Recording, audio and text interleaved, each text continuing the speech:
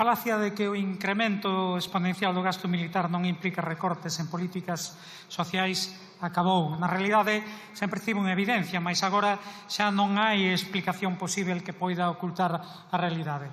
Expreso con claridade meridiana o secretario xeral da OTAN, Mark Rutte, que pide sacrificios en pensións e servizos públicos para, di el, no máximo do delirio, non ter que falar ruso.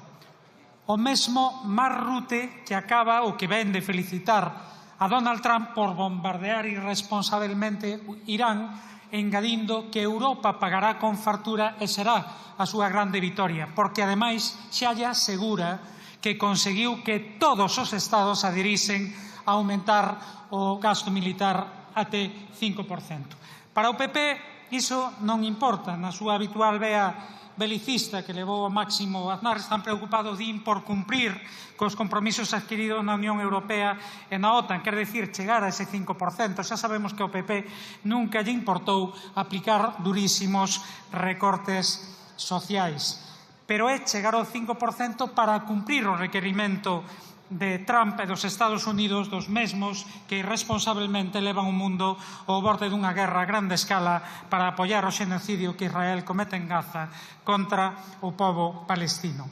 Reclamamos, o BNG reclama xusto o contrario, nin 5%, nin 2%. Reclamamos destinar todos os recursos posíveis a investimento social e desvincularse definitivamente da OTAN, organización que debe desaparecer polo ben da humanidade. Moito obrigado.